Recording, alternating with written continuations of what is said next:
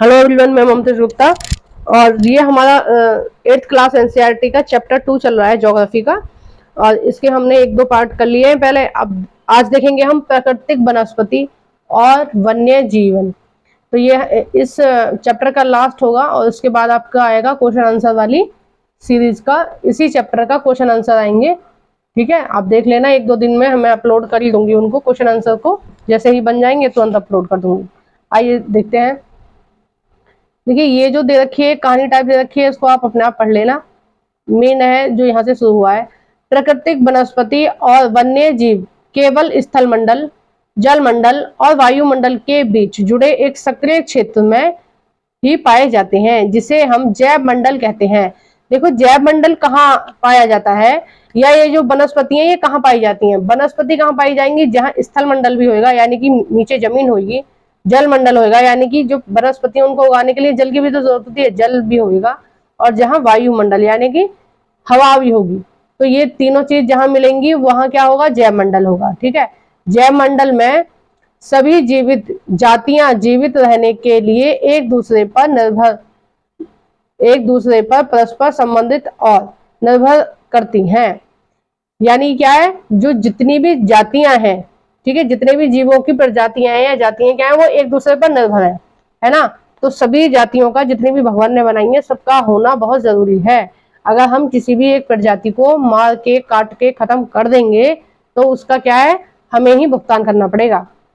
अब देखिए, जैसे पेड़ जरूरी है क्योंकि हमारी सांस लेने के लिए ऑक्सीजन की जरूरत है, और ऑक्सीजन कौन छोड़ता है, पौधे छोड़ते हैं, ठीक है। तो हमें पौधों की जरूरत है, अब पौधों को हमारी जरूरत है। अगर हम कार्बन डाइऑक्साइड नहीं छोड़ेंगे तो पौधे क्या लेंगे, तो पौधों को भी तो जीवित रहने के लिए कार्बन डाइऑक्साइड की जरूरत है। तो जब हम अपने सांस से कार्बन डाइऑक्साइड छोड़ेंगे जब पौधे ले पाएंगे, ठीक है ना। तो ऐसे जानवर हैं, उनको भी एक दूसरे पर ये क्या है, सारी चीजें निर्भर है। तो प्रकृति का ये जो एक दूसरे पर निर्भर है सारी चीजें, इसको ही हम क्या बोलते हैं, परितंत्र बोलते हैं, ठीक है। आगे समझ में आ रहा, परितंत्र किसको बोलते हैं। वनस्पति और वन्य जीव बहुमूल्य संसाधन है। वनस्पति और वन्य जीव कैसे हैं, बहुमूल्य संसाधन है, ठीक है, बहुत ज्यादा इंपॉर्टेंट है। पौधे हमें इमारती लकड़ी देते हैं, फर्नीचर जो बनता है वो वाली लकड़ी देते हैं। प्राणियों को आश्रय देते हैं, और देखो बहुत सारे प्राणी ऐसे होते हैं जो इन पौधों में ही रहते हैं, है ना। प्राणियों को आश्रय देते हैं, ऑक्सीजन उत्पन्न करते हैं जिससे हम सांस लेते हैं। फसलों को उगाने के लिए आवश्यक मृदा की सुरक्षा करते हैं, रक्षा मेखला के रूप में कार्य करते हैं, ठीक है। रक्षा मेखला आपको मैंने बताया था ना पिछली वीडियो में, क्या करते हैं, तट के किनारे किनारे किनारे एक लंबी कतार में क्या लगा देते हैं हम, एक के बाद एक वृक्ष लगा देते हैं, और जो समुद्र से आने वाली हवाएं होती हैं, तेज हवाएं होती हैं, उनकी गति को वो जो रक्षा मेखला है, वो जो पेड़ है वो क्या है, रोक लेते हैं। उसकी वजह से जो मृदा है उसको हम सुरक्षित कर सकते हैं। भूमिगत जल के संग्रह में सहायक करते हैं। हमें फल, लैक्टस, तारपीन का तेल, गोंद, औषधि, पौधे और कागज प्रदान करते हैं, ठीक है। कागज भी हमें प्रदान होता है, जो ठंडे प्रदेश होते हैं उनके जो पौधे होते हैं उनसे हमें क्या है, काठ के जो पौधे होते हैं उनसे क्या है, हमें कागज प्रदान होता है, जो आपके अध्ययन के लिए अत्यधिक आवश्यक है। पौधे के असंख्यक रूप हैं, यानी कि बहुत सारी प्रजातियां हैं पौधे की, उसमें आप कुछ और जोड़ सकते हैं, यानी कि कुछ और प्रजातियों को हम क्या है, जोड़ सकते हैं, ठीक है।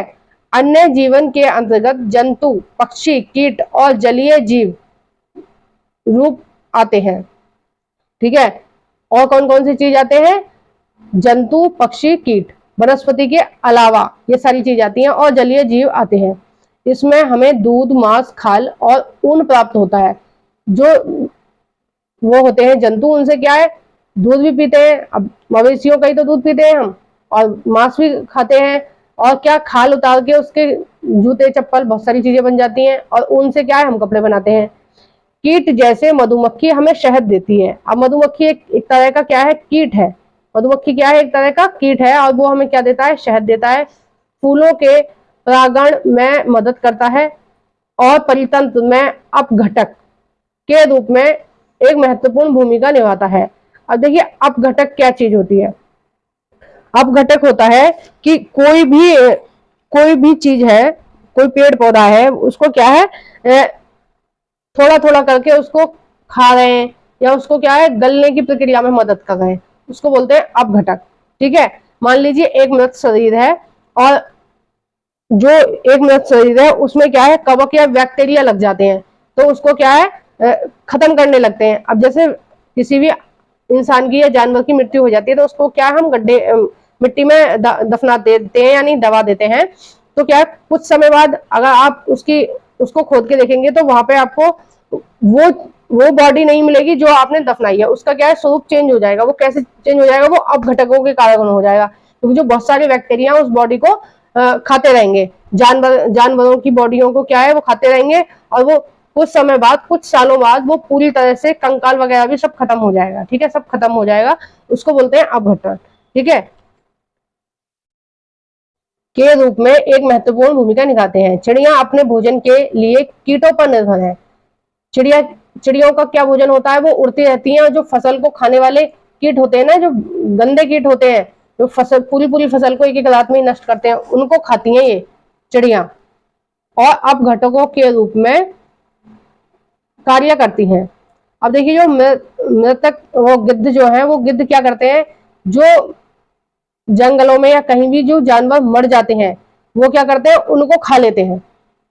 ठीक है, मरे हुए जानवर कहीं पड़े हैं, बदबू आ रही है बहुत ज्यादा, तो वो क्या करते हैं गिद्ध अपमार्जक का काम करते हैं। अपमार्जक का मतलब होता है एक तरह से सफाई करना। अपमार्जक का क्या कार्य होता है, एक तरह से सफाई करना। तो इसका मतलब ये है जहां बदबू आ रही है, जहां गंदगी फैली हुई है, वहां पर ये जो गिद्ध क्या करते हैं जाते हैं, उन जानवरों की डेड बॉडी को खा लेते हैं, यानी कि सफाई कर देते हैं। अब देखिए अपमार्जक और अपघटक में क्या अंतर है। देखो अपघटक में क्या है, वो सफाई नहीं कर रहे हैं, बस उसको क्या है बॉडी को तोड़ रहे हैं छोटे छोटे पार्टों में। ठीक है, उसको क्या है गला रहे हैं, सड़ा रहे हैं, कवक है या बैक्टीरिया है, ये क्या है एक अपघटक के रूप में कार्य कर रहे हैं। और अपमार्जक का रूप है कि जो प्रकृति है उसको साफ कर रहे हैं। वो गिद्ध क्या करते हैं, जो मृत जीव है या कहीं से उन्हें बदबू आ जाएगी कि हाँ यहाँ जीव जंतु सड़ रहा है, तो एटमोस्फेयर क्या है दूषित हो रहा है ना, उसमें से बदबू आ रही है, तो ये क्या करते हैं गिद्ध जाके उन्हें खा लेते हैं, पूरी तरह से उनको खा लेते हैं, तो वहां की क्या है सफाई हो जाती है ना। और पर्यावरण का एक महत्वपूर्ण शोधक। देखिए ये जो अपघटक है और अपमार्जन है, इसमें बहुत ज्यादा पूछा जाता है और बहुत बड़े लेवल के एग्जामों में पूछा जाता है, यूपीएससी तक के एग्जामों में पूछा जाता है, पीसीएस लेवल के एग्जामों में भी पूछा जाता है, और सीटेट में तो बहुत ज्यादा क्वेश्चन पूछे जाते हैं। अगर आप सेकंड पेपर की तैयारी कर रहे हैं तब भी आता है क्वेश्चन, और फर्स्ट पेपर की तैयारी कर रहे हैं आप तब भी आता है। इस तरह के जो क्वेश्चन होते हैं इनसे रिलेटेड तब भी आते हैं। तो आपको क्या करना है, इनको अच्छे से समझ लेना है। अपघटक का मतलब हो गया उस कोई भी मृतक शरीर है उसको छोटे छोटे भागों में तोड़ रहे हैं, या कोई पेड़ पौधा है उसको क्या है जो कवक वगैरह है उसको धीरे धीरे से नष्ट कर रहे हैं। थोड़ी लंबी प्रक्रिया होती है, धीरे धीरे से क्या है ये नष्ट कर रहे हैं। लेकिन अपमार्जक क्या होते हैं, कुछ जीव जंतु ऐसे होते हैं जो मरे हुए जीव जंतुओं को क्या खा के बिल्कुल खत्म कर देते हैं, उस जगह को साफ कर देते हैं। तो अपमार्जक का मतलब हो गया एक तरह से सफाई करना, उसको पूरी तरह से खा लिया, बदबू वगैरह जो भी आ रही थी उस डेड बॉडी पे, उस पूरी डेड बॉडी को खा लिया तो वातावरण शुद्ध हो गया। और अपघटक जो होते हैं वो शुद्ध नहीं करते हैं, वो क्या कर रहे हैं धीरे धीरे उसको गला रहे हैं। ठीक है, उसको खत्म कर रहे हैं। इसलिए प्राणी चाहे बड़े हो अथवा छोटे, सभी परितंत्र के संतुलन को बनाए रखने के लिए अनिवार्य है। तो सारी चीज जरूरी है। आपके मन में आ रहा होगा चिड़िया क्यों बनाई भगवान ने, इनका क्या काम है, आपको समझ आ गया। क्या करते हैं ये फूलों का परागण करते हैं, एक जगह से बीज खा के दूसरी जगह पोटी करते हैं, तो क्या होता है वहां पर दूसरा पौधा उग जाता है। अब देखिए ये बहुत ज्यादा इंपॉर्टेंट है, और सीटेट का तो फेवरेट क्वेश्चन है। ठीक है, सीटेट का क्या है फेवरेट क्वेश्चन है। सीटेट यहाँ से बहुत ज्यादा क्वेश्चन पूछता है। जिस साल मैंने सीटेट दिया था उस साल भी यहाँ से क्वेश्चन आया था। अब देखिए क्या क्या बोल रहा है, भारतीय उपमहाद्वीप, भारत को क्या बोलते हैं उपमहाद्वीप बोलते हैं। ठीक है, पूरी तरह से द्वीप नहीं है, क्योंकि क्या है ये प्रायद्वीप या तीन तरफ से जल से घिरा हुआ है, तो इसको क्या बोलते हैं प्रायद्वीप या उपमहाद्वीप भी बोलते हैं। जिन पशुओं का उपचार, जो पशु जैसे कुत्ता है बिल्ली है जो आपने पाल रखे हैं, अब उनको क्या है कोई प्रॉब्लम होती है तो आप मेडिसिन दिलवाते हो ना। आपने गाय पाल रखी है, भैंस पाल रखी है, उनको कोई प्रॉब्लम है तो आप मेडिसिन दिलवाओगे ना। तो कौन कौन सी उपचार के लिए मेडिसिन दिलवा रहे थे हम, देखो उनको दिलवा रहे थे मेडिसिन डिक्लोफेनिक, एस्पिरिन और इबुप्रोफेन। तो ये जो तीनों मेडिसिन है ये हम उनको क्या है ये पीड़ा ना सके, यानी कि उन जानवरों को कोई घाव हो गया या कुछ दिक्कत हो गई है तो उनको दर्द ना हो, तो ये तीन मेडिसिन दे रहे थे। अब ये 3 मेडिसिन वो खा रहे हैं, उसके बाद क्या हो रहा है, उन पशुओं की कुछ समय बाद या अपनी उम्र पे उनकी मृत्यु हो जाती है। अब जब उनकी मृत्यु हो जाती है, उसके बाद क्या आते हैं, गिद्ध आते हैं और उनको खा लेते हैं, जो जंतु उनको खा लेते हैं, जिनके उपचार में हमने कुछ वर्ष पहले ये वाली दवाइयां खिलाई थी उनको, ये तीनों दवाइयां खिलाई थी, ये वाली और ये वाली दवाई खिलाई थी उनको।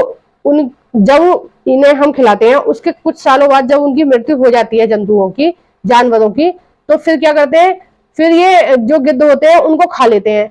तो उन गिद्ध जब उनको खा रहे थे जीव जंतुओं को, जिन्होंने ये पीड़ानाशक दवाई खाई थी, तो उसकी वजह से क्या हो गया, गिद्धों की किडनी खराब हो गई और उसकी वजह से गिद्ध की जो जाति है वो लुप्त होने के कगार पे आ गई। ठीक है, लगभग लुप्त होने के पूरी तरह से कगार पे आ गई। क्यों आ गई? क्योंकि जिन जंतुओं ने ये वाली दवाई खाई थी उनको गिद्ध खा रहे थे और गिद्ध, इन दवाइयों की वजह से गिद्ध की क्या है, किडनी खराब हो रही थी। जैसे गलत तरीके से हम खाना खा रहे हैं, कोई गलत चीज खा रहे हैं, तो उससे हमारी किडनी या लीवर खराब हो जाते हैं ना, उसी तरह से इन गिद्धों को पता नहीं चला और ये ऐसे जीव जंतुओं को खा रहे थे जिन्होंने ये वाली दवाई खाई थी और इन दवाइयों की वजह से क्या है, गिद्ध की किडनी खराब हो गई। ठीक है, तो पशुओं पर इन औषधियों के उपयोग करने पर प्रतिबंध लगाने का प्रयास किए जा रहे हैं तथा आरक्षित स्थान पर गिद्धों के प्रजनन के प्रयास किए जा रहे हैं। अब क्या किया जा रहा है कि ये जो 3 दवाइयां हैं, इनको क्या है, पूरी तरह से बैन करने की कोशिश चल रही है कि भाई इनको खत्म कर दो, नहीं तो क्या है, गिद्ध जैसी बहुत सारी जो प्रजातियां हैं जो मरे हुए पशुओं को खाती हैं, वो क्या है, खत्म हो जाएंगी, लुप्त हो जाएंगी। और इनके संरक्षण के लिए जहां पर इनका प्रजनन होता है, यानी कि जहां पर ये अपने बच्चे देते हैं गिद्ध, वहां को क्या है, स्ट्रांग बनाया जा रहा है ताकि इनके प्रजनन में कोई दिक्कत ना आए और ये अच्छे से प्रजनन कर सके, इनके ज्यादा से ज्यादा बच्चे पैदा हो सके, ताकि ये प्रजाति जो है वो लुप्त ना हो। ठीक है, देखो ये पक्षी है, इसका नाम है किलकिला। ठीक है, ये चित्र देख लेना, कई बार एग्जाम में पूछ लिए जाते हैं। ब्रह्म कमल एक औषधि बूटी है। ठीक है, ये क्या है, ब्रह्म कमल है और ये औषधि है, किसी रोग के काम में आती होगी। अब देखिए प्राकृतिक वनस्पति का वितरण। अब देखिए वितरण कैसे किया गया है। अब आपको देखने में ऐसे लगता है पेड़ तो एक जैसे ही होते हैं सारे, पर ऐसा नहीं होता है, ये डिफरेंट होते हैं। ठीक है, अब देखते हैं हम किस प्रकार से डिफरेंट होते हैं। वनस्पति की वृद्धि मुख्य रूप से तापमान और आर्द्रता पर निर्भर करती है। वनस्पति की जो पौधे उगते हैं वो किस पर निर्भर करते हैं, तापमान पर, यानी कि वहां का टेम्परेचर कैसा है, आर्द्रता यानी कि जो एटमॉस्फेयर है उसमें कितना मॉइस्चर है, उस पर निर्भर करते हैं। अगर आप देखेंगे तो बारिश में क्या है, बहुत ज्यादा आपको हरियाली मिलेगी। ठीक है, अगर मान लीजिए 8 दिन ठीक से बारिश हो गई तो क्या है, सारे पौधे हरे भरे हो जाएंगे, आसपास बहुत सारे नए पौधे उग आएंगे, क्योंकि वो टेम्परेचर और वो आर्द्रता पौधों को चाहिए होती है। तो आर्द्रता और टेम्परेचर के आधार पर पौधों को हमने क्या 4 वर्गों में बांटा है। कौन कौन से हैं? वन, पहला है वन, फिर है घास, घास के स्थल, फिर है गुल्म और फिर है टुंड्रा। टुंड्रा जो होते हैं हमारे यहाँ हिमाचल या उत्तराखंड या जम्मू कश्मीर में पाए जाते हैं, वो इस तरह के पौधे होते हैं। कभी आपने टीवी में देखा हो, न्यूज में बर्फबारी का चित्र दिखाते हैं, उसमें जम्मू कश्मीर का या हिमाचल का, तो इस तरह के पौधे होते हैं। और इनकी जो पत्तियां होती हैं वो इसलिए ऐसी होती हैं क्योंकि वहां साल में 8 महीने 6 महीने बर्फ पड़ती रहती है, तो बर्फ क्या है, यहाँ से साइड से फिसल जाती है। ठीक है, यहाँ से फिसल जाती है, तो क्या है, पौधे को नुकसान नहीं होता है। इसलिए प्रकृति ने इन पौधों को ऐसे बनाया है कि इनकी पत्ती क्या है, नीचे की तरफ है। जब भारी वर्षा वाले क्षेत्र में विशाल विशाल वृक्ष उग सकते हैं। इस प्रकार वन प्रचुर जल आपूर्ति वाले क्षेत्र में ही पाए जाते हैं। जैसे जैसे आर्द्रता कम होती है, यानी कि जो जलवायु है उसमें क्या है, जो मॉइस्चर है वो कम होता है, वैसे वैसे वृक्षों का आकार और उनकी संघनता कम होती है। यानी कि जहां पर आपके आसपास में जहां पर पानी की मात्रा अच्छी होगी, जो नमी होगी एटमॉस्फेयर में, वहां पर क्या है, संघन होंगे वनस्पतियां, और जहां पर नहीं होगी, यानी कि जैसे आप रेगिस्तान जान सकते हैं, तो रेगिस्तान में क्या है, आर्द्रता कम होती है, तो वहां पर क्या है, दूर दूर मिलती है और कहीं कहीं तो वनस्पति मिलती ही नहीं है। सामान्य वर्षा वाले क्षेत्रों में छोटे आकार वाले वृक्ष और घास उगती है। ठीक है, जो सामान्य क्षेत्र होते हैं जहां पर सामान्य बारिश होती है, वहां पर क्या है, छोटे वृक्ष और घास उगती है। सबसे विश्व के घास स्थलों जिससे विश्व के घास स्थलों का निर्माण होता है। जो जितने भी विश्व के घास स्थल हैं, जैसे पेरी है ना, प्रेरी है, और बहुत सारे हैं, मुझे याद नहीं आ रहा, बेल्ट है, ठीक है, डाउन्स है, ये जो है जो प्रेरी है वो उत्तरी अमेरिका में है, जो बेल्स है वो उसमें है साउथ अफ्रीका में, और जो डाउन्स है वो कहाँ है, ऑस्ट्रेलिया में। तो इस तरह की जो घास के मैदान है ना, वो किसकी वजह से बनते हैं, वो इसी की वजह से बनते हैं जहाँ जो आर्द्रता है वो सामान्य मात्रा में मिलती है। ठीक है, वर्षा जहाँ सामान्य मात्रा में होती है और इस तरह के घास के मैदान वहां मिलते हैं। कम वर्षा वाले शुष्क प्रदेशों में कटीली झाड़ियां और गुल्म होते हैं। जहाँ कम बारिश होती है वहां क्या होती है, गुल्म होते हैं और कटीली झाड़ियां होती है। रेगिस्तान में कैक्टस वगैरह होते हैं ना, उस तरह से कटीली झाड़ियां होती हैं। इस प्रकार के क्षेत्रों में पौधे की जड़ें गहरी होती हैं, यानी कि जहाँ जो शुष्क प्रदेश होते हैं जहां पर पानी की मात्रा कम होती है, तो वहां के जो पौधे होते हैं ना, वो जितने आपको ऊपर जमीन पे दिखाई दे रहे हैं उससे 4-5 गुना क्या है, उनकी जड़ें नीचे होती हैं। क्योंकि वो उनकी जड़ें इतनी ज्यादा नीचे इसलिए होती हैं क्योंकि वो पानी को ढूंढने की खोज में वो और अधिक लंबी होती चली जाती हैं उनकी जड़ें। ठीक है, ऊपर पौधा नहीं बढ़ पाता है क्योंकि उसको पानी नहीं मिल पाता है, और जड़ें इसलिए बड़ी होती चली जाती हैं क्योंकि वो पानी की खोज में आगे बढ़ती जाती हैं। ठीक है, बाष्पोत्सर्जन से होने वाली आर्द्रता की हानि को घटाने के लिए इन पेड़ों की पत्तियां, देखो जहां जो शुष्क प्रदेश है राजस्थान वगैरह जो है, वहां पर क्या है कि प्रकृति ने पौधों को ऐसा बनाया है, कटीली उनकी जो पत्तियां होती है ना पौधों की, वो कैसी बनाई है, कांटेदार बनाई है। और उनकी जो सतह है पत्तियों की, उन पर क्या है, मोम लगा हुआ है। प्रकृति ने बनाया उनको ऐसा क्योंकि वाष्पोत्सर्जन का मतलब है कि जब सूर्य की किरणें आती हैं, जब धूप आती है, तो क्या है, थोड़ा बहुत जो हमारी बॉडी में मॉइस्चर है या पेड़ पौधों में मॉइस्चर है उसको खींचती है वो, है ना। अगर आप धूप में निकलेंगे तो आपको ज्यादा प्यास लगती है, है ना। अगर आप छांव में रहेंगे तो इतनी प्यास नहीं लगेगी। वो क्या होता है कि जो सूर्य है वो उसका जो प्रकाश है वो हमारी बॉडी से क्या है, मॉइस्चर को खींच लेता है, पानी को खींच लेता है, उसी तरह से वो पेड़ पौधों से भी खींचता है। तो ये जो वो मॉइस्चर को खींच रहा है ना, उस प्रक्रिया को क्या बोलते हैं, वाष्पोत्सर्जन। यानी कि मॉइस्चर को क्या है, पेड़ पौधों से खींच रहा है। तो जो शुष्क प्रदेश है वहां पर ये झाड़ियां इस तरह की इसलिए होती हैं ताकि जो उनके जो पत्तियां हैं उससे जो सूर्य की किरणें हैं या सूर्य का प्रकाश है उन पत्तियों से मॉइस्चर को ना खींचे। तो इसलिए वो क्या है, कटीली बनाई गई है और उनकी जो सतह है वो मोम से ढकी हुई है। ठीक है, मोम की सतह बनाई गई है उन पत्तियों की। प्रकृति ने उनको इसलिए बनाया ताकि उनका अंदर जो मॉइस्चर है वो कम से कम उत्सर्जित हो सके, यानी कि कम से कम क्या है, जो सूर्य की किरणें हैं वो खींच सके। शीत या ध्रुवीय प्रदेशों की टुंड्रा वनस्पतियों में मांस और लाइकेन सम्मिलित हैं। देखिए ये कई बार क्वेश्चन पूछ लिया जाता है, ये वनस्पति आपको दे दी जाएगी कौन सी, मांस और लाइकेन, और पूछ लिया जाएगा कि ये किस प्रकार की वनस्पति है। ध्रुवीय प्रदेश में पाई जाने वनस्पति है, टुंड्रा वनस्पति है, शीतोष्ण कटिबंधीय वनस्पति है, उष्ण कटिबंधीय वनस्पति है, या शुष्क प्रदेशों में पाई जाने वाली वनस्पति है। तो इस तरह के क्वेश्चन पूछ लिए जाते हैं, तो आप इन चीजों को थोड़ा गौर से अंडरलाइन करके पढ़ लिया करो। पिछले 2 शताब्दियों में विश्व में जितने लोग थे इस समय उनसे कहीं अधिक लोग हैं। अब देखिए पहले बहुत कम लोग थे, अब क्या है, जनसंख्या बढ़ती जा रही है। बढ़ती जनसंख्या के पोषण के लिए, फसलों को उगाने के लिए वनों के विशाल क्षेत्र। अब देखो जब जनसंख्या बढ़ रही है तो क्या कर रहे हैं हम वनों को साफ कर रहे हैं, क्योंकि मान लीजिए पहले इस जमीन पे 100 क्विंटल अनाज आता था, ठीक है, और 100 लोग रह रहे थे, उनके लिए पूरा पड़ रहा था। अब क्या है, 1000 लोग आ गए, अब 100 क्विंटल तो उनके लिए पूरा नहीं पड़ेगा। अब क्या करना पड़ेगा, हमें और ज्यादा उगाना पड़ेगा। और ज्यादा उगाने के लिए फिर हमें क्या करना पड़ेगा, वनों को काट के जमीन साफ करनी पड़ेगी और उसमें हमें खेती करनी पड़ेगी। तो उसकी वजह से क्या है, संतुलन बिगड़ जाता है। तो यही बात यहाँ कही गई है, बढ़ती जनसंख्या के पोषण के लिए, फसलों को उगाने के लिए वनों के विशाल क्षेत्रों से वृक्ष काट दिए गए हैं। विश्व भर में वनों का आवरण तेजी से समाप्त हो रहा है। विश्व में क्या है, वनों का आवरण समाप्त हो रहा है, यानी कि वन समाप्त हो रहे हैं, क्योंकि जनसंख्या बढ़ती जा रही है, खाने की चीजों की जरूरत होती है, तो हम क्या करते हैं, वनों को साफ कर लेते हैं और वहां पे फसल उगा लेते हैं। 1 मिनट।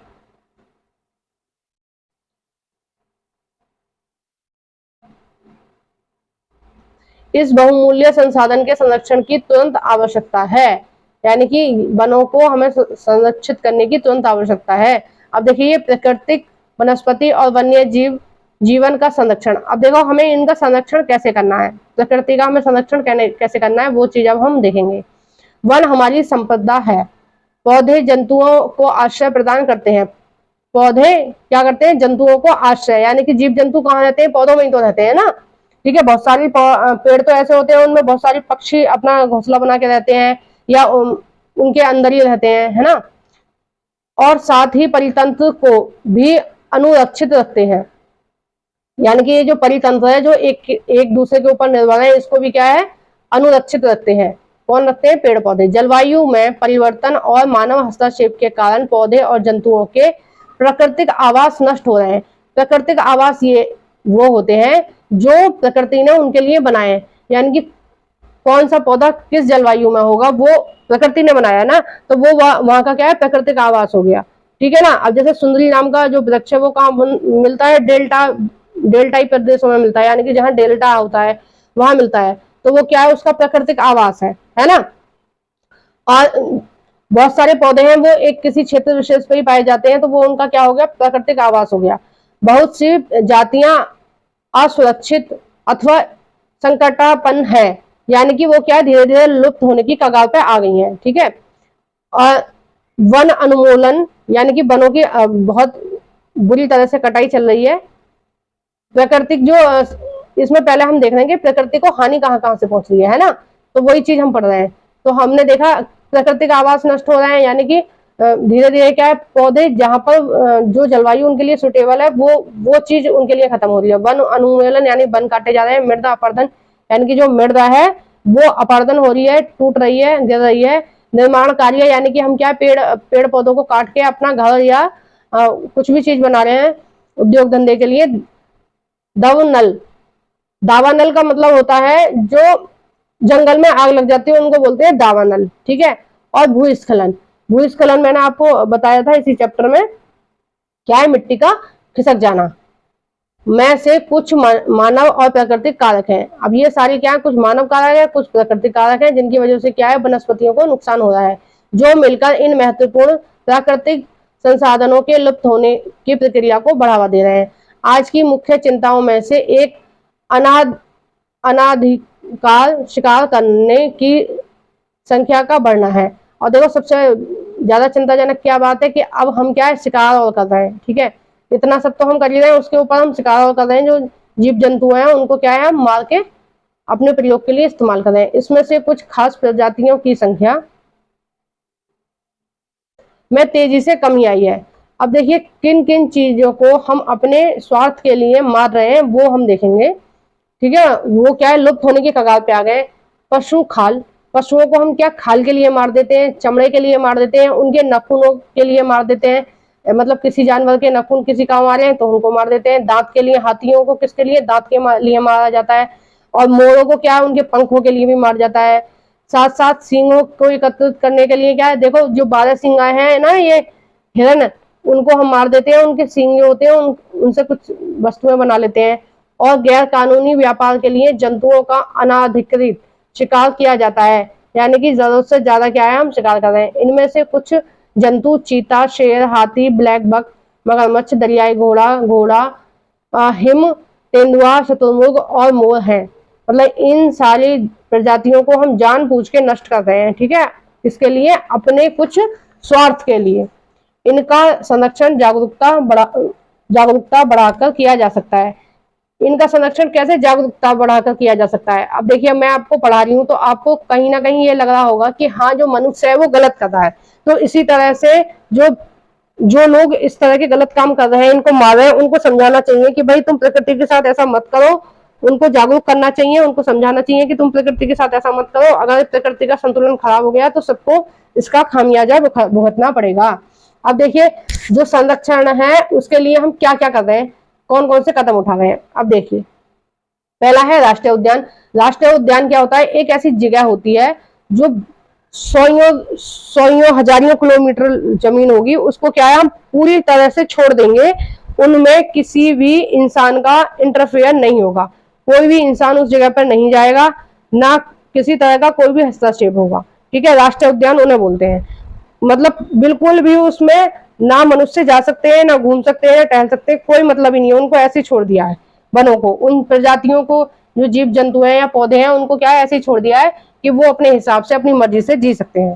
ठीक है, जैसे मनुष्य जी रहे हैं दूसरों को मार काट के, ऐसे नहीं, वो अपनी मर्जी से जैसे उन्हें जीना है वो जी सकते हैं। अब दूसरा है वन्य जीव अभ्यारण्य। वन्य जीव अभ्यारण्य क्या है कि देखिए, इसमें तो मनुष्य का बिल्कुल भी हस्तक्षेप होता नहीं है राष्ट्रीय उद्यान में।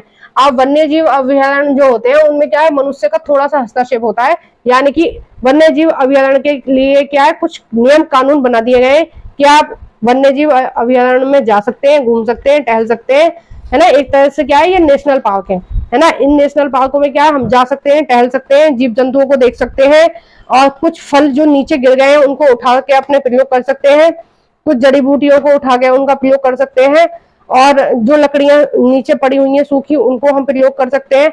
मतलब कुछ लिमिटेड कानून बनाए गए हैं वन्य जीव अभ्यारण्य के लिए, उनके तहत हम उनके अंदर जा सकते हैं और उन चीजों को प्रयोग कर सकते हैं उस नियम के अनुसार। ठीक है, अपनी मर्जी से नहीं कर सकते, जो नियम बनाए गए उसके अनुसार उनका हम प्रयोग कर सकते हैं। ठीक है, वन्य जीव अभ्यारण्य में। अब देखिए तीसरा होता है जैव मंडल निश्चय। अब देखिए, जो जो प्रजाति नष्ट हो रही है, अब हमें पता चल गया वन्य जीव अभ्यारण्य की क्या है, कुछ प्रजाति नष्ट हो रही है, तो हम उनको क्या करेंगे, उनको संरक्षित करने के लिए उनकी कुछ प्रजातियों को यहाँ पे ट्रांसफर कर देते हैं, है ना, राष्ट्रीय उद्यान में ट्रांसफर कर देते हैं, तो वो क्या है, ज्यादा अच्छे से सुरक्षित रहेंगी। और देखिए वन्य जीव अभ्यारण्य में क्या है, जो जीव जंतु है उनको काफी सुरक्षा दी जाती है, जैसे तालाब वगैरह बनाए जाते हैं ताकि वो आसानी से पानी पी सके। उनके लिए अगर किसी के आवास खराब हो रहे हैं तो उनके आवास की व्यवस्था देखी जाती है।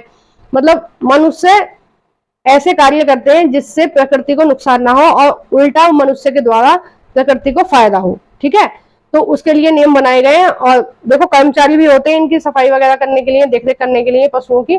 तो वन्य जीव अभ्यारण्य में ये होता है। लेकिन राष्ट्रीय उद्यान में किसी भी तरह का कोई हस्तक्षेप नहीं होता है, ना कोई जा सकता है, ना आ सकता है, ना कोई मतलब है, हमें कोई मतलब ही नहीं है, उस जमीन को हमने ऐसे ही छोड़ दिया है। जैव मंडल निश्चय, ये क्या होती है, इनको बोलते हैं बायोस्फीयर। ठीक है, इनको क्या बोलते हैं हम, बायोस्फीयर बोलते हैं। और ये ये अलग अलग स्थान पर होते हैं, और इनकी जो संख्या है हमारे भारत में 18 है बायोस्फीयर की। ठीक है ना। अब देखते हैं, हमारी प्रकृति वनस्पति और वन्य जीवन को सुरक्षित रखने के लिए बनाए गए हैं। ये क्या है, ये प्रकृति को सुरक्षित रखने के लिए बनाए गए हैं। ये जो तीनों आपको मैंने ऊपर बताया, ये किसके लिए, प्रकृति को सुरक्षित रखने के लिए। सक्रिय घाटी, झील और आर्द्र भूमि का संरक्षण मूल्यवान संसाधन नष्ट होने से बचाने के लिए आवश्यक है। ये सारी चीजें किसके लिए बनाई गई हैं, इन सबके संरक्षण के लिए बनाई गई हैं। आइए इसको देख लेते हैं, अधिक जानिए। दावानल प्राणी जाति और वनस्पति जाति के संपूर्ण क्षेत्र के लिए खतरा है। यानी कि जो जंगलों में आग लग जाती है, इसको बोलते हैं जंगलों में आग लगना। ठीक है, जो जंगलों में आग लग जाती है उसके बारे में बात चल रही है। तो ये क्या है, ये सबके लिए खतरा है, वहां पर वनस्पति जो है उनके लिए भी, और वहां पर जो जीव जंतु रहते हैं उनके लिए भी। दावानल मुख्य रूप से 3 कारणों से घटित होता है। अब देखो, ये 3 वजह से लग जाती है आग। पहली होती है तड़ित झंझा के कारण प्राकृतिक अग्नि का लगना, यानी कि जो सूर्य की किरणें हैं वो सीधी पड़ रही हैं, और जो सूखी पत्तियां उन पर पड़ती हैं सूर्य की किरणें, और तेजी से हवा चल रही है तो क्या है, आग लग जाती है। कई बार क्या होता है, ज्वालामुखी फटने से भी जंगलों में आग लग जाती है। कई बार भूकंप आने से भी जंगलों में आग लग जाती है। ठीक है, और दूसरा है लोगों की लापरवाही के कारण घास फूस में जनित ऊष्मा के कारण अग्नि का लगना, कई बार इसकी वजह से भी लग जाती है। और कई बार कैसे लग जाती है, नंबर 3 पर स्थानिक लोगों, उद्यमी एवं शरारती लोगों द्वारा किसी उद्देश्य से अग्नि लगा दी जाती है। यानी कि कुछ लोगों की लापरवाही से भी लग जाता है, जैसे जंगल में बैठ के बीड़ी या सिगरेट का पी रहे हैं, तो ऐसे ही उसको जला के ऐसे ही छोड़ दिया माचिस को, तो उससे आग लग जाती है। या कई बार हाथ तापने के लिए या कैसे भी अग्नि का प्रयोग किया, लेकिन उसको फिर बुझाया नहीं, ऐसे ही छोड़ के आ गए। या देखो, गर्मियों में कहीं घूमने टहलने गए या किसी काम के लिए गए जंगलों में, वहां पे अग्नि जला के आप खाना वाना पका के उस आग को ऐसे ही छोड़ आए, बाद में पता चला तेजी से हवा चली और वो पूरे जंगल में फैल गई, तो हमारी वजह से भी क्या है, आग लग जाती है। अब देखो, नियंत्रण के उपाय है, शिक्षा द्वारा अग्नि लगने से रोकना, यानी कि लोगों को क्या जागरूक करना है कि भाई अपनी वो करिए, अपनी तरफ से ये श्योर करिए कि आप इस तरह की कोई गलती ना करें जिससे जंगल में आग लगे। दूसरा है परीक्षण बिंदुओं, निपुण भूमि चौकसी तथा संचार जाल के समन्वय जाल द्वारा अग्नि लगने का शीघ्र पता लगाना। यानी कि ये सारी चीजें हमें क्या करनी चाहिए, संचार जाल बिछाना चाहिए, एक तरह का कैमरा वगैरह भी लगा सकते हैं जिनसे क्या हमें पता चल जाए अगर अग्नि लग जाए किसी भी तरीके से जंगलों में तो हम उसको टाइम पे जाके बुझा सके, ताकि वनस्पतियों का और जीव जंतुओं का ज्यादा नुकसान ना हो। देखिए ये जो निर्दोष जीव जंतु तो बिना मतलब के मर जाते हैं जो जंगलों में आग लगती है, क्योंकि ये जंगलों में ही रहते हैं, इनको पता नहीं है हमें किधर भागना है। कई बार क्या है जिधर आग जल रही है या उधर की तरफ ही भाग जाते होंगे तो जल के मर जाते होंगे। अब देखिए राष्ट्रीय उद्यान के बारे में बताया गया। राष्ट्रीय उद्यान क्या है? वर्तमान और भविष्य की पीढ़ी के लिए एक या एक से अधिक परितंत्रों की पारिस्थितिकी एकता की रक्षा के लिए नामित किया गया प्राकृतिक क्षेत्र। यानी कि कुछ क्षेत्र जो हमने क्या है परितंत्र या पारिस्थितिकी की एकता के लिए क्या है हमने छोड़ दिया है, ठीक है, वो उनकी जो प्रजाति है वो आराम से वहां रह रही है, उसको बोलते हैं राष्ट्रीय उद्यान या नेशनल पार्क। नेक्स्ट देखते हैं, यदि प्रजातियों की अपेक्षा संख्याओं को भंग ना किया जाए तो पर्यावरण में संतुलन बना रहेगा। विश्व के अनेक भागों में मनुष्य ने अपने क्रियाकलापों से अनेक प्रजातियों के प्राकृतिक आवासों में उथल पुथल कर दी है, ठीक है। मनुष्य क्या है अपनी वजह से क्या है उथल पुथल कर रहा है उनके प्राकृतिक आवासों में, यानी कि जो चीज जहां पाई जाती है उसको क्या है वहीं पे हम नष्ट कर रहे हैं। अनेक पक्षियों और जीव जंतुओं के अंधाधुंध शिकार, यानी कि शिकार हम ज्यादा कर रहे हैं, उसकी वजह से क्या है जीव जंतु लुप्त होते जा रहे हैं, ठीक है ना। अब मान लीजिए किसी जंगल में हिरन कितने पैदा हो रहे हैं, मान लीजिए डेली के वो 20 जन्म ले रहे हैं, 20 हिरन डेली जन्म ले रहे हैं किसी जंगल में, और हम डेली कितना मार रहे हैं उनको 40 हिरन को डेली मार रहे हैं, तो कितने दिन चलेंगे? 10-12 साल में सारे ही खत्म हो जाएंगे वो तो हिरन। तो क्या है इसकी हमारी वजह से क्या है लुप्त हो रहे हैं। प्रादेशिक और सामुदायिक स्तर पर जागरूकता कार्यक्रम जैसे सामाजिक वानिकी। अब देखिए हमें क्या है इनको बचाने के लिए कौन कौन से कार्यक्रम चलाने चाहिए, जैसे सामाजिक वानिकी, यानी कि लोगों को जागरूक करना चाहिए कि भाई ज्यादा से ज्यादा वनों की रक्षा करो, वनों को लगाओ। वन महोत्सव को प्रोत्साहित करना चाहिए। वन महोत्सव बनाया जाता है, पता है ना आप सब लोगों को, जो जुलाई का पहला वीक होता है 1 जुलाई से 7 जुलाई तक जो पहला वीक होता है उसमें क्या है वन महोत्सव बनाया जाता है। स्कूल के बच्चों को पक्षी देखने प्राकृतिक कैंपों में ले जाने के लिए प्रोत्साहित करना चाहिए। जब बच्चे जीव जंतुओं को देखेंगे तब उनको क्या है उनसे प्यार होगा, लगाव होगा, उनके लिए क्या है सिंपैथी होगी, तो हमें ऐसा करना चाहिए। वे विविध जातियों के निवास का अवलोकन करेंगे, ठीक है। ये जो वन्य जीव अभयारण्य होते हैं या चिड़ियाघर होते हैं, इस तरह की चीजों में क्या है हमें बच्चों को ले जाना चाहिए, उनको जानकारी देनी चाहिए जीव जंतुओं के बारे में, ताकि उनको क्या है सिंपैथी रहे इनसे, और आगे चल के बच्चे ही तो हमारे देश का भविष्य है, आगे जाके क्या करेंगे वो इनकी रक्षा करेंगे, इनका संरक्षण करेंगे। बहुत से देश पक्षियों और पशुओं को मारने और उनके व्यापार करने के विरुद्ध हैं। अब देखिए भारत भी एक ऐसा देश है जहां पर कोई भी किसी भी तरह का शिकार करना मना है। भारत में शेरों का शिकार करना मना है, चीतों का, हिरणों का, और भारतीय सारंग और मोरों को मारना अवैध है। अब आपको पता है ना सलमान खान को अपराधी माना गया है किस केस में? हिरणों के केस में। उनकी वजह से किसी तरीके से गलती से क्या हुआ हिरणों को नुकसान पहुंचा, उनकी मृत्यु हो गई, तो उसकी वजह से उन पर कोर्ट केस चल रहा है, ठीक है। तो किसी भी जीव जंतु को नहीं मारना है। एक अंतरराष्ट्रीय परिपाटी CITES the convention of international trade in endangered species of world wide fauna and flora की स्थापना की गई है, जिससे प्राणियों और पक्षियों की अनेक जातियों की सूची तैयार की जाती है। इस सूची में दिए गए सभी पक्षियों और प्राणियों के व्यापार करने पर प्रतिबंध लगाया गया है। यानी कि एक अंतरराष्ट्रीय तौर पर क्या है एक लिस्ट तैयार की जाती है इस वाली संस्था के द्वारा, और जो लुप्त होने के कगार पे हैं उन जीव जंतुओं की लिस्ट तैयार की जाती है, और उन पर किसी भी तरह का कोई भी व्यापार नहीं होगा और उनका किसी भी तरह से शिकार नहीं होगा, ठीक है। ये कौन डिसाइड करता है? ये अंतरराष्ट्रीय ये वाली संस्था डिसाइड करती है। पौधे और प्राणियों का संरक्षण प्रत्येक नागरिक का नैतिक कर्तव्य है, यानी कि ये हम सबकी जिम्मेदारी है कि हम इन जीव जंतुओं का संरक्षण करें, सबकी, ठीक है, किसी एक की नहीं। जैव मंडल निश्चय, अब देखिए जैव मंडल निश्चय क्या होता है, मैंने आपको ऊपर बता दिया है, फिर भी आप एक बार देख लीजिए। ये वैश्विक नेटवर्क द्वारा जुड़े लक्षित क्षेत्र की एक श्रृंखला है जिसे संरक्षण और विकास के बीच संबंध को प्रदर्शित करने के इरादे से बनाया गया है। यानी कि जो जैव मंडल होते हैं ये क्या है? एक वैश्विक या नेटवर्क है, यानी कि विश्व से जुड़ा हुआ नेटवर्क है। जो यूनिसेफ है, कुछ संस्था है जो क्या है, अंतरराष्ट्रीय संस्थाएं हैं, वो क्या करती हैं, इस तरह के जो अवयवन है, जैव मंडल निश्चय है, उन जो बायोस्फीयर है उनकी रक्षा के लिए, उसके संरक्षण के लिए क्या है, फंडिंग भी करती है, यानी कि पैसे भी देती हैं, नियम भी बनाती हैं कि हमें किन नियमों का पालन करके इनका क्या है, संरक्षण करना है। ठीक है, हमारे देश में इनकी संख्या कितनी है? 18 है। आइए देखते हैं। देखो ये वाला क्वेश्चन बहुत पूछा जाता है, काजीरंगा नेशनल पार्क में क्या है? हाथियों का झुंड, हाथियों की संख्या, और सबसे ज्यादा जो क्वेश्चन पूछा जाता है वो पूछा जाता है एक सींग वाला जो गैंडा है वो कहाँ मिलता है? जो एक सींग वाला गैंडा है वो काजीरंगा नेशनल पार्क में मिलता है, और ये कहाँ है? यह है असम में। अब देखिए चैप्टर खत्म ही हो गया, बस ये रह गया है, इसको आप पढ़ लेना। और इसी तरह की और वीडियोस के लिए सब्सक्राइब करें मेरा चैनल एनसीईआरटी ममतेश गुप्ता।